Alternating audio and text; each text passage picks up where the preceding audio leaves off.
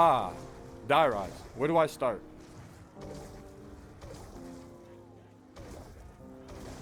There are lots of great Call of Duty zombie maps, but I think one stands out above the rest. At a certain point, it felt like Treyarch couldn't fail and could only continue to raise the stakes. And they were getting ready to raise them higher than ever before, and maybe even higher than they could ever reach after. Also, quick side note, anything shared and shown in this video is my personal opinion, so if you think the title of this video is wrong, here's my warning. Today I'll be explaining why Die Rise is underrated. Before this video starts and I give my opinion, leave a comment and let me know what your thoughts on the map Die Rise are. Die Rise, which sounds eerily similar to Der Riese, was released on February 28, 2013. This map is unlike anything we had seen prior in the Zombies franchise. If you count the fact that this map takes place in a post-apocalyptic Shanghai, China, more specifically inside two massive skyscrapers. When I say massive, I mean it. The spawn room on Die Rise is presumably 81 stories in the sky, which would make a lot of sense considering the map takes place above the clouds.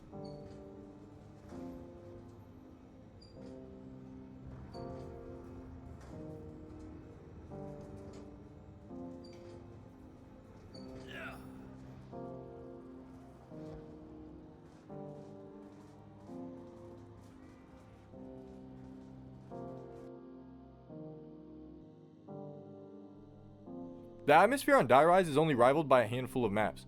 Being isolated in the sky above a heavy populated city is terrifying. The sense of scale I felt loading into this map in 2013 as a 9-year-old was unexplainable. There has to be other people here somewhere, right? This was only intensified by the sounds of elevators and perk jingles coming in and out of the endless hallways that formed a maze-like sketch in my head of where I was in these huge buildings. A lot of people bring up Mob of the Dead or Nocturne Toten when talking about truly scary maps. But I'd argue in its own way, Die Rise is potentially one of the most terrifying zombie maps to date. Psychologically, the when and where has to be one of the most horrific to date. I mean, most people are scared of heights alone. Imagine waking up in a semi-collapsed skyscraper that's literally higher than the clouds themselves, in the middle of an apocalypse, and also not knowing what else could be in this seemingly empty space. Die Rise has been one of my all-time favorite Call of Duty zombie maps since it released. Partially due to the fact that it contains undeniably one of the greatest wonder weapons of all time, the Sliquifier.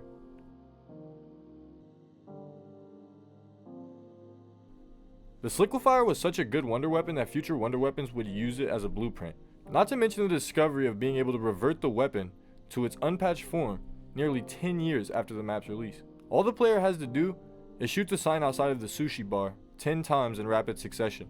There's still no clear evidence as to why this works, but many people still speculate. One theory is by shooting the sign the player tricks the game code to allow the weapon to do more damage, and others think it could have been left in by a developer on purpose as a secret never meant to be found by the community. Another amazing thing this map does right is a buildable wonder weapon. It's almost like all the problems the jet gun had were fixed with the Sliquifier.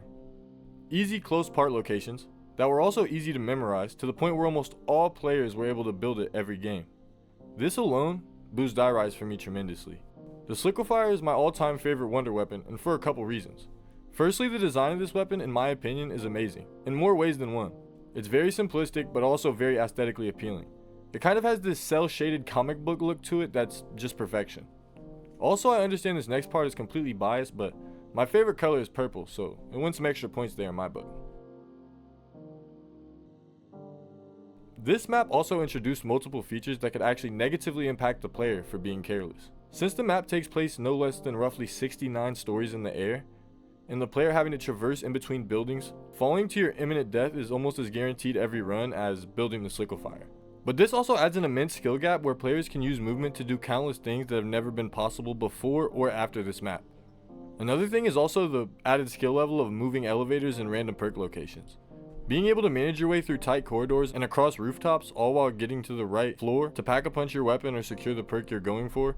I know lots of people dislike the map for this very reason, but I've always thought this adds a level of randomness to the game that's not too overwhelming. I mean, it can be very stressful sometimes and feel borderline impossible getting to certain points of the map to do what you need to do. But when you finally do pull the maneuver you need to, it's so unbelievably rewarding. I can't think of another map that implements a feature so perfectly.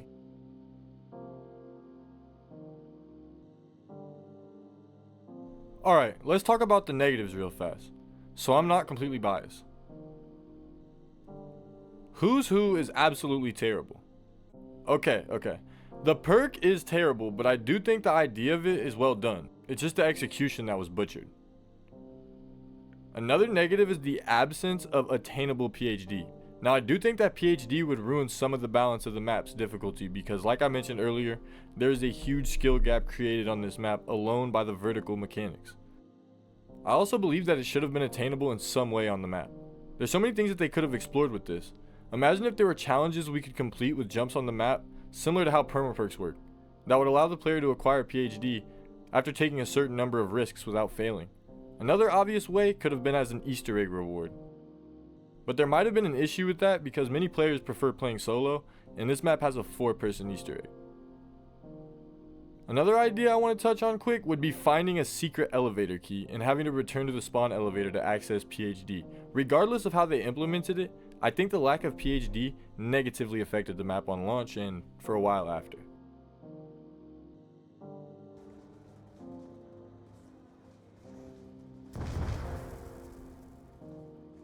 Another thing a lot of people dislike is the random perk and pack-a-punch spawns, but personally I've always loved this. It's not like a map such as Nuketown, where perks can take several rounds just to spawn. On Die Rise, all the locations are already there. They just shift around from game to game. And to me, that completely changes the experience every time I launch the map. It's a big reason why Die Rise always feels a little different each time you play. And honestly, I think that unpredictability adds a lot of replay value. When it comes to jumping jacks, I have one big thing I want to mention. This is one of the first maps to implement a way to acquire more than 4 perks. Relatively easy. By killing every jumping jack in the round with a knife or trample steams without firing a single shot during the round, the player will be awarded with a perk bottle drop upon finishing the last jumping jack and ending the round. This for me was one of my favorite things about the map. Every game I could get more than 4 perks and the wonder weapon decently quickly.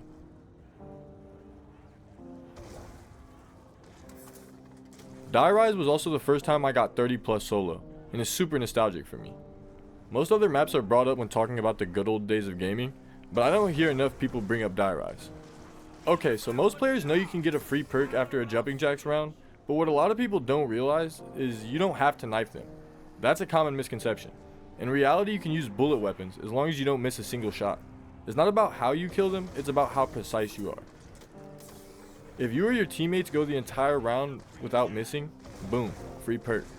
It's a cool little mechanic that rewards aim and patience, and honestly it's way safer than trying to knife teleporting enemies in tight hallways.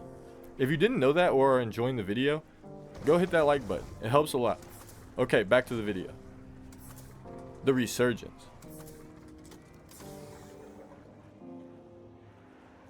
Okay, so similar to the way the zombies community functions on YouTube, the maps have seemed to take on the same life cycle.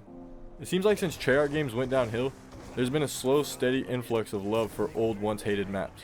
In the past few years, the opinion overall on Die Rise has seemed to shift, after a few creators began to take back the things they initially had said about the map for years.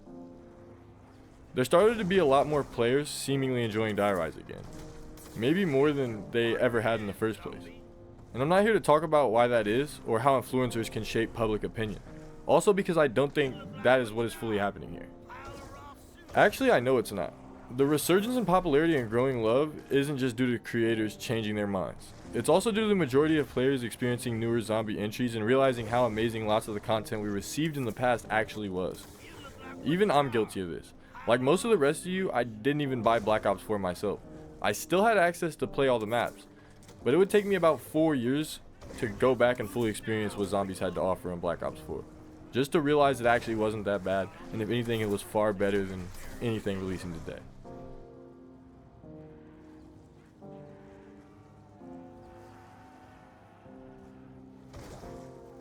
Now, if this video was made last year or years ago, this section of the video wouldn't even exist. But in 2025, there's a remastered Die Rise available for anyone to play for free on the Steam Workshop. Created by Zella and a team of other mappers that includes the original main quest Easter egg, a Sliquifier upgrade quest, a remastered trample steam, PhD flopper, a ranking system, classic BO2 HUD, working bank and fridge and permaperks, and countless other custom side quests and Easter eggs, to breathe new life into an already amazing map. I just want to say now, if you've never played Zella's Die Rise remake, you're most definitely missing out. This map looks absolutely stunning in Black Ops 3, and Zella and everyone else involved did a great job at bringing this map to life in the most stunning way possible. One of the things I think a lot of people overlook about this map is the simplicity. In my honest opinion, Die Rise brings me back to the classic Zombies feel. Even though it has new features that can take a little while to understand, once it clicks, and this map plays just as smoothly as a map, dare I say, like Der Riese. I mean, once I have a few perks in the Sliquifire and Pack-a-Punch, I'm ready to mindlessly play until my inevitable down. But then once I get back up, the challenge mainly relies on what I need to do to get back to where I was. Since you can only get one free perk every jumping jack round, it's not overpowered at all since you have to wait 5 rounds in between any one extra perk you could receive. Even the trample steam is nearly perfect to me in a way that if you don't want to build it, you don't have to. This map has all the things that our favorite classic Zombies maps have, and it's packaged into 2 huge creepy skyscrapers in the middle of Shanghai.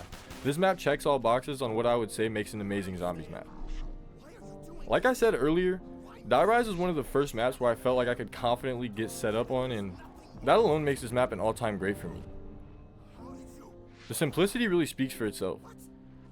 Even though this map isn't actually simple, it plays similar to maps that are. Because beyond the daunting views of what looks like an infinite map, the map is actually pretty easy to understand and user-friendly.